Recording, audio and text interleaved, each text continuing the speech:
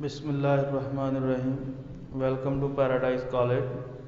Dear student, last time हमने internal energy discuss किया था आर्टिकल, जिसमें हमने इंटरनल एनर्जी को सीखा था। इसके बाद kinetic energy, potential energy, motions of particles की काइंड्स।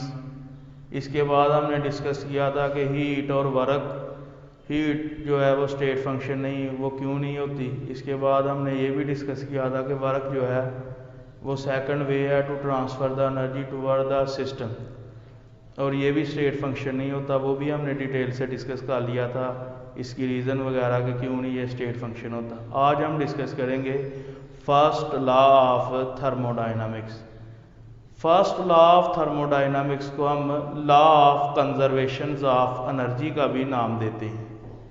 क्यों नाम देते हैं इसको law of conservation of energy का?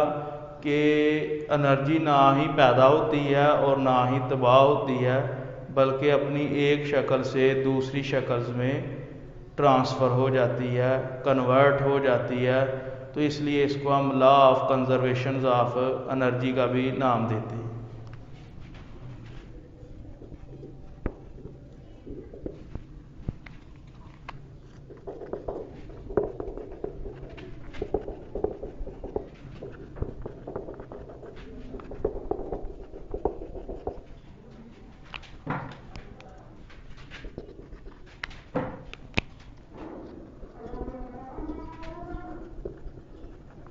अभी हमने इसकी स्टेटमेंट को डिस्कस किया है, फर्स्ट लॉ ऑफ थर्मोडाइनमिक्स। इसको हम लॉ ऑफ कंजर्वेशन एनर्जी का भी नाम देते हैं कि energy neither be created nor be destroyed but it can change from one form to another form. कि ये अपनी एक शक्ल से दूसरी शक्ल में ट्रांसफ़र हो जाती है, तब्दील हो जाती है, तबाह नहीं होती। तो इसको हम फर्स्ट लॉ ऑफ थर्मोडाइनमिक्स का नाम देते हैं। और इसको अल्टरनेटिव नाम जो दिया जाता है वो दिया जाता है लॉ ऑफ कंजर्वेशन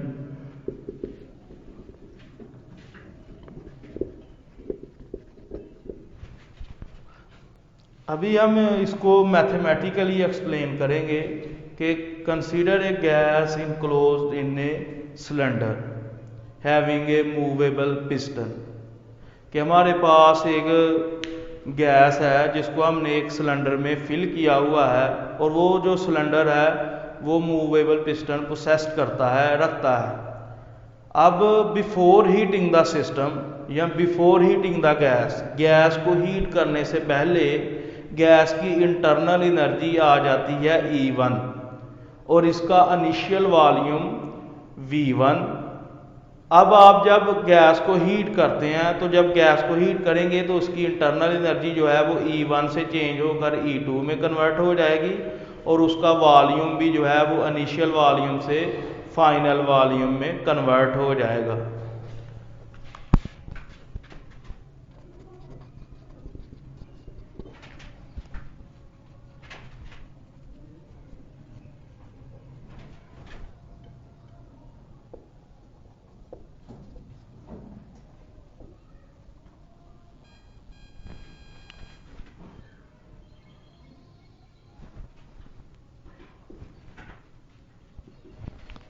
ये हमने एक्सप्लेनेशन जो है हमने स्टार्ट करने से पहले हमें आपको बताना पड़ेगा कि हमने एक गैस ली जिसको इनक्लोज कर दिया सिलेंडर में।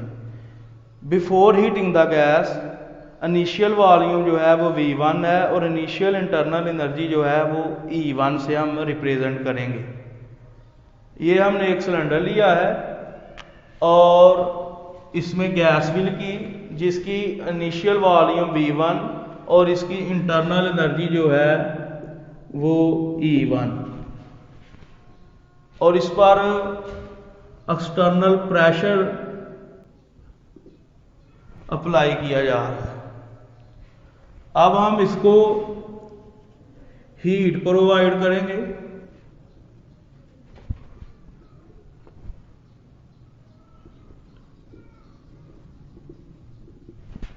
Before heating the gas, initial volume of gas is V1 and its internal energy is E1. और जब हम इसको after heating a quantity of heat is supplied to the gas, its volume is change from V1 to V2 and its internal energy change from E1 to E2।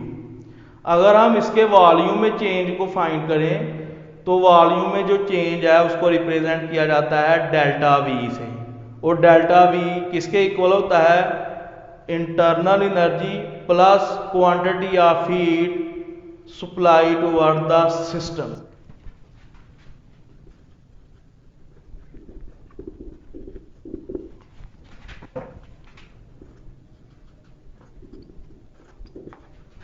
Delta E represent कर रहा है change in internal energy को, जो किसके equal है?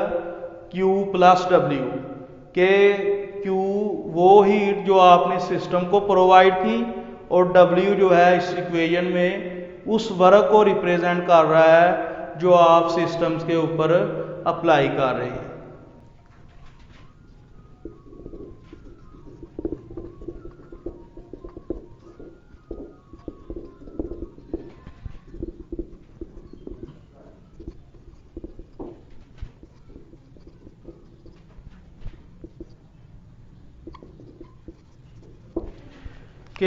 Consider a gas enclosed in a cylinder which have movable pistons।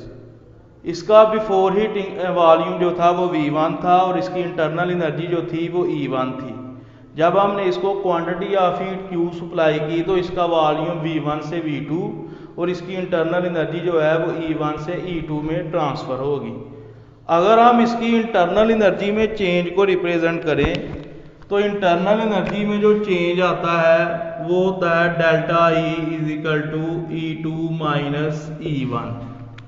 अब अगर mathematically इस इक्वेशन को सॉल्व किया जाए तो जो चेंज इन इंटरनल एनर्जी है, एनर्जी में जो चेंज है वो किसके इक्वल होगा? Q heat plus W work done on the systems के। Q वो हीट जो आपने सिस्टम को प्रोवाइड की और W वो वर्क जो आपने सिस्टम्स के ऊपर किया। अब इसमें delta E change in internal energy को रिप्रेजेंट कर रहा है, Q quantity of heat supply to system. Q जो है वो इस हीट की मकदार को रिप्रेजेंट कर रहा है जो कि सिस्टम को प्रोवाइड की जा रही है, और W जो है वो वर्क डन है जो आप सिस्टम्स के ऊपर करते हैं। अभी हमने लास्ट टाइम डिस्कस किया था कि केमिस्ट्री में जो वर्क रिप्रेजेंट किया जाता है वो in term of pressure and volume.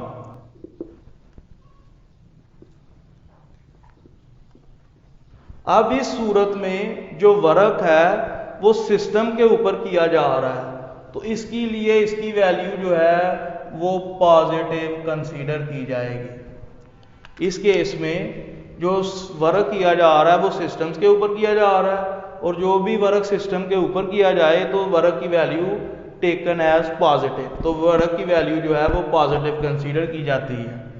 तो इसको पुट कर देंगे हम इन इक्वेशन नंबर 1।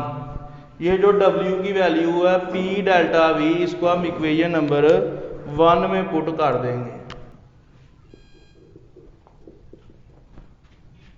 ये इक्वेशन 2 बन जाएगी।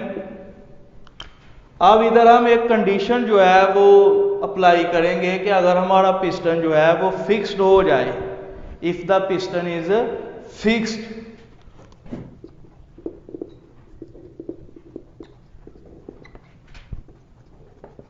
कंडीशन अगर अप्लाई करें हम कि अगर ये जो हमने सिलेंडर यूज किया है इसका अगर पिस्टन हम फिक्स्ड कर दें, पिस्टन फिक्स्ड करने से क्या होगा? Change in volume is equal to 0।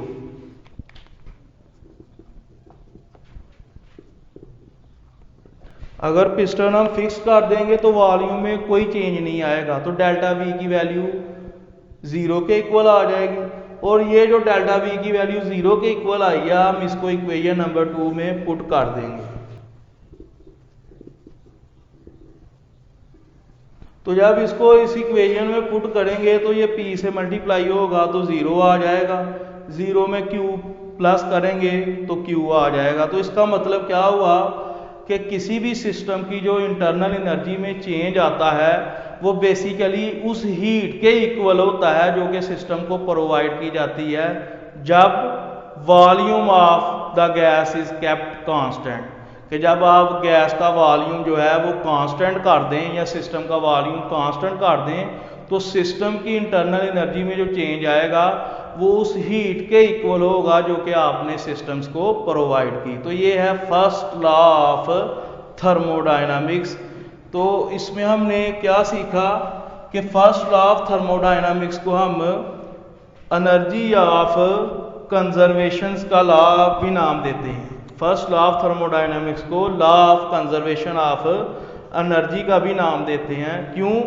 क्योंकि इसकी स्टेटमेंट ये बताती है कि एनर्जी ना ही क्रिएट होती है और ना ही डिस्ट्रॉय होती है, बल्कि अपनी एक शक्ल से दूसरी शक्ल में ट्रांसफ़र हो जाती है। इसलिए इसको हम law of conservation of energy का भी नाम देते हैं।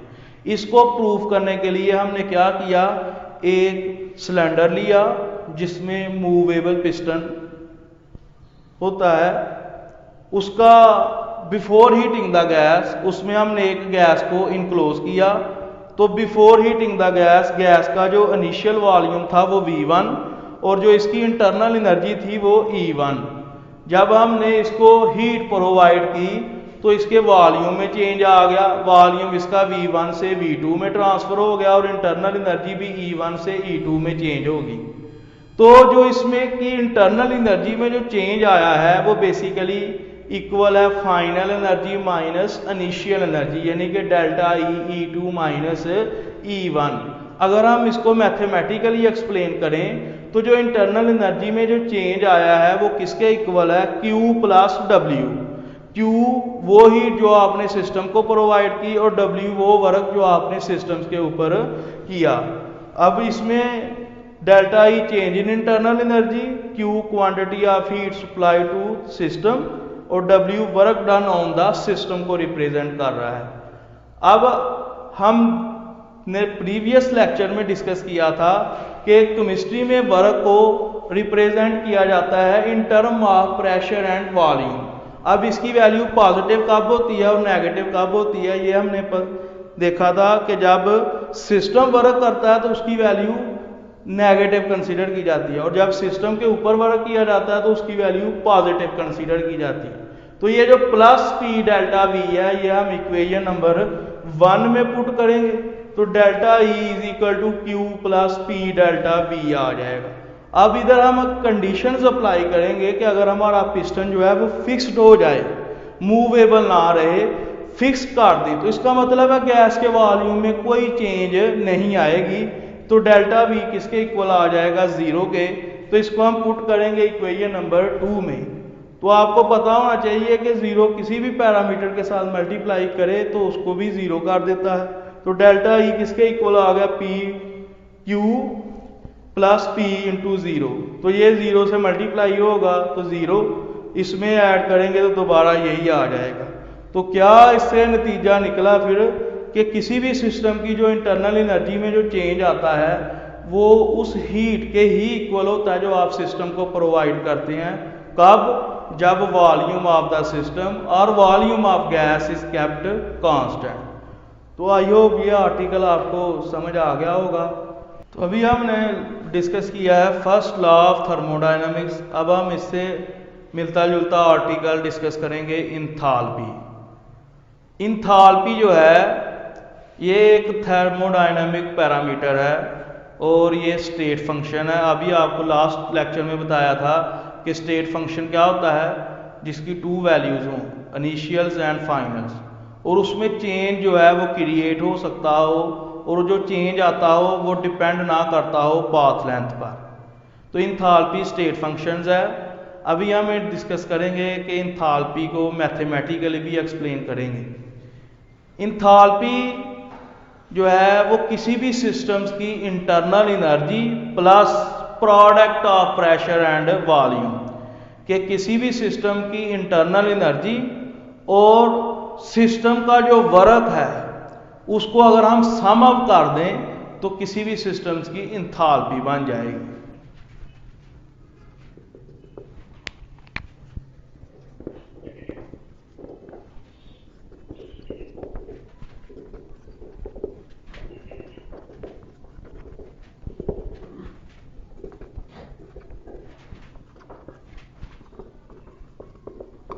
कि इंथैल्पी क्या है, किसी भी सिस्टम की इंटरनल एनर्जी और सिस्टम का वर्क, उसको अगर हम सम कर दें तो वो इंथैल्पी बन जाएगी। और इसको रिप्रेजेंट किया जाता है H के साथ। कि हमारे पास अगर किसी मूवेबल, किसी सिलेंडर में गैस फिल है तो उसकी इंटरनल एनर्जी और जो गैस जो पिस्टन पर वर्क एक्सर्ट कर रही है उसको अगर हम सम कर दें तो वो सिस्टम की इंथैल्पी है। अगर मैं इसको आपको समझाने की कोशिश करूं कि ये हमारे पास एक गैस को हमने इनक्लोज किया मूवेबल पिस्टन सिलेंडर में, कि ऐसे सिलेंडर में हमने इसको फिल कर दिया जिसका मूवेबल पिस्टन हो। अब इस गैस की एक इंटरनल एनर्जी है और इंटरनल एनर्जी किसका सम होता है, kinetic energy plus potential energy का। अब ये जो गैस है ये मूवेबल पिस्टन पर वर्क एक्सर्ट करेगी। अब गैस की इंटरनल एनर्जी और वर्क को अगर हम सम कर दें तो वो इंथैल्पी ऑफ गैस या इंथैल्पी ऑफ सिस्टम्स कहलाएगी।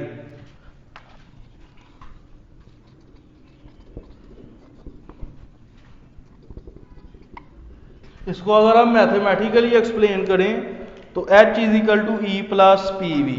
H enthalpy of system, E internal energy of the gas, P pressure of gas and V volume of gas.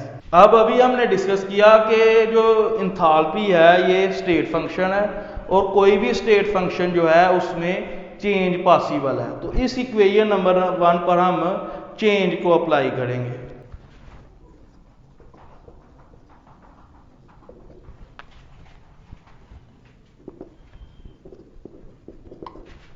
इस इक्वेशन पर हमने चेंज को क्यों अप्लाई किया, क्योंकि इंथैल्पी जो है वो स्टेट फंक्शन है इसलिए इस पर चेंज अप्लाई की जा रही है।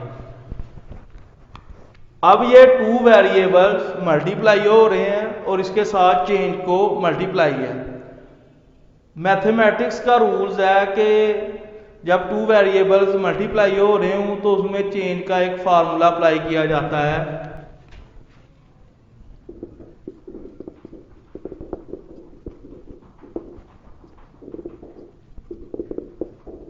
कि डेल्टा पी वी जो है वो किसके इक्वल होगा, P delta we plus we delta P. इसको हम इक्वेशन नंबर 3 का नाम दे देंगे और इसको पुट करेंगे इक्वेशन नंबर 2 में।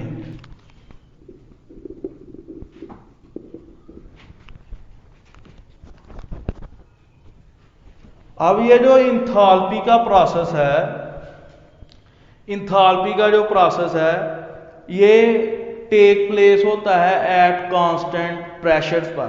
तो जब एटमॉस्फेरिक प्रेशर कांस्टेंट है तो चेंज इन जो प्रेशर है वो भी बेसिकली इक्वल आ जाएगा 0 के।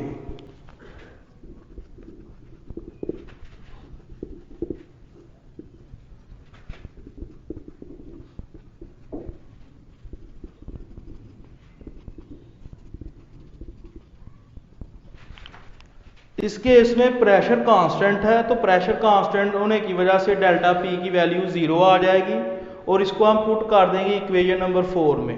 तो 0 इस v से मल्टीप्लाई होगा तो 0 आ जाएगा। बाकी इक्वेशन ये आ जाएगी delta H is equal to delta E plus P delta V। इसको हम इक्वेशन नंबर 5 का नाम देंगे। अब इस इक्वेशन को हम अप्लाई करेंगे for liquid state, for gaseous state and for solid state.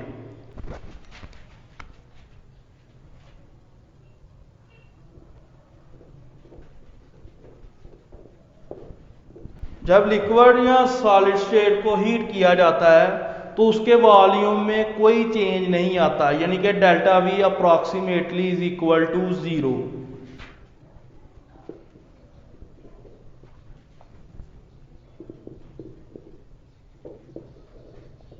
तो इसका मतलब क्या हुआ, in case of liquid and solid state change in enthalpy basically equal to change in internal energy के। जब आपका सिस्टम लिक्विड या सॉलिड होगा तो उसमें जो इंथैल्पी में जो चेंज है वो चेंज इन इंटरनल एनर्जी के ही इक्वल आएगी। तो अगर गैसियस स्टेट के लिए चेंज इन इंथैल्पी किसके इक्वल होगी, अब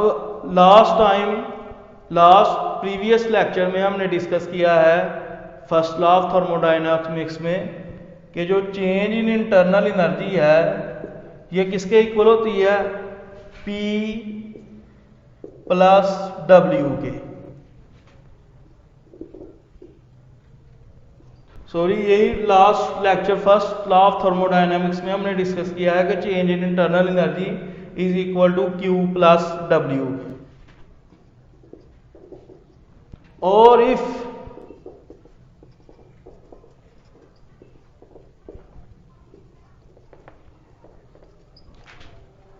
डेल्टा ई किसके इक्वल आ जाएगा, Q प्लस W के। और अगर हमारा सिस्टम वर्क करेगा, सिस्टम वर्क डन करेगा, सिस्टम की तरफ से वर्क किया जाएगा तो W की वैल्यू नेगेटिव कंसीडर की जाएगी और W किसके इक्वल आ जाएगा, माइनस P डेल्टा V के। इसको अगर हम पुट कर दें तो ये minus P delta V plus P delta V से कैंसिल हो जाएगा, तो डेल्टा H आ जाएगा Q इंटू P के। तो इससे हमने ये रिजल्ट कंक्लूड किया कि किसी भी सिस्टम की इंथैल्पी में जो चेंज आता है वो इस हीट के ही इक्वल होता है जो आप सिस्टम को प्रोवाइड करते हैं। कब? जब एटमॉस्फेरिक प्रेशर क्या होगा, कांस्टेंट होगा। ये आर्टिकल मैथमेटिकली है, दोबारा हम इसको रिव्यू करेंगे कि इंथैल्पी जो है एक स्टेट फंक्शन है।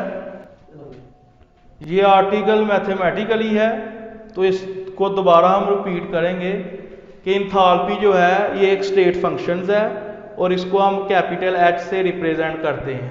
क्या आपने एक सिलेंडर लिया, उसमें गैस फिल की हुई है, अब उस गैस या सिस्टम की एक इंटरनल एनर्जी है और वो गैस जो है वो पिस्टन पर वर्क एक्सर्ट कर रही है, तो इंटरनल एनर्जी और वर्क का जो सम होगा उसको हम इंथैल्पी का नाम देंगे।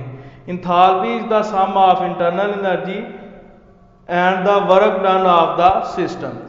के इंटरनल एनर्जी में अगर आप वर्क को ऐड कर दें, सम अप कर दें, तो वो इंथैल्पी बन जाएगी। अगर हम इसको मैथमेटिकली रिप्रेजेंट करें तो mathematically H is equal to E plus PV। E इसमें internal energy of the system, P pressure of the gas, V volume of the gas, और PV को ही हम वर्क का नाम देते हैं। अब चूंकि जो इंथैल्पी है ये एक स्टेट फंक्शन है और स्टेट फंक्शन में चेंज पॉसिबल है, तो इसलिए इस इक्वेशन 1 पर हम चेंज को अप्लाई करेंगे। चेंज को रिप्रेजेंट किया जाता है साइन डेल्टा से। तो delta H is equal to delta E plus delta PV। अब जो मैथमेटिक्स का रूल्स है कि जब टू वेरिएबल्स मल्टीप्लाई हो रहे हो तो उस पर चेंज का क्या फार्मूला है, first function change in second function plus second change in first function. तो डेल्टा PV जो है वो P delta V plus V delta P के इक्वल है। इसको हम इक्वेशन नंबर 3 का नाम देंगे। ये जो इक्वेशन 3 है इसको पुट कर दिया जाएगा इक्वेशन नंबर 2 में, तो ये इक्वेशन बन जाएगी इक्वेशन 4। अब जो इंथैल्पी है ये प्रोसीड होती है या ये कब इंथैल्पी में चेंज टेक प्लेस होता है, जब प्रेशर जो है वो कांस्टेंट हो। जब प्रेशर कांस्टेंट है तो इसका मतलब क्या है, delta P is equal to 0। Pressure constant होने की वजह से जो चेंज इन प्रेशर होगा वो किसके इक्वल आ जाएगा, 0 के। अब डेल्टा P की जो वैल्यू 0 के इक्वल आई है इसको हम इक्वेशन नंबर 4 में पुट कर देंगे। तो 0 V से मल्टीप्लाई होगा तो 0 आ जाएगा, 0 इसमें सम होगा तो ये इक्वेशन बन जाएगी delta H is equal to delta E plus P delta V। अब मैटर जो है वो कि तीनों स्टेट्स पर हम इस इक्वेशन को जो है वो अप्लाई करेंगे, पहले लिक्विड और सॉलिड स्टेट पर, फिर दोबारा गैसियस स्टेट पर। लिक्विड और सॉलिड स्टेट में जो वॉल्यूम में जो चेंज है वो एब्सोल्युटली इक्वल टू 0। वो किसके इक्वल होता है, 0 के। तो डेल्टा V की वैल्यू जो 0 के इक्वल आई है इसको पुट कर दिया जाएगा इक्वेशन नंबर 5। तो delta H is equal to delta E plus P into 0। तो जब ये 0 P से मल्टीप्लाई होगा तो इसको भी 0 कर देगा, तो delta H is equal to delta E। के लिक्विड और सॉलिड स्टेट केस में जो चेंज इन एंथैल्पी है वो इक्वल होती है चेंज इन इंटरनल एनर्जी के। अगर हम इस इक्वेशन को अप्लाई करें गैसियस स्टेट के ऊपर तो delta H is equal to delta E plus P delta V. Previous lecture में हमने डिस्कस किया है कि डेल्टा ई किसके इक्वल है, क्यू प्लस डब्ल्यू के। Q heat toward the system, or heat supply to the system and W is the work done by the system. अगर delta E की वैल्यू को इस इक्वेशन में पुट किया जाए तो delta H is equal to Q plus W plus P delta V. अब conditions क्या है कि सिस्टम वर्क कर रहा है। जब सिस्टम वर्क करता है तो डब्ल्यू की वैल्यू माइनस कंसीडर की जाती है। तो डब्ल्यू की वैल्यू क्या आ जाएगी, माइनस पी डेल्टा वी। तो इस इक्वेशन में हम इसको पुट करेंगे, ये plus P delta we minus P delta we से कैंसिल हो जाएगा। तो जो चेंज इन एंथैल्पी आएगी वो इस हीट के इक्वल आ जाएगी जो आपने सिस्टम को सप्लाई की जब एटमॉस्फेरिक प्रेशर कांस्टेंट था। तो आई होप ये आर्टिकल आपको समझ आ गया होगा। इंशाल्लाह नेक्स्ट हम डिस्कस करेंगे enthalpy of reaction, enthalpy of combustion, enthalpy of formation. अल्लाह हाफिज़।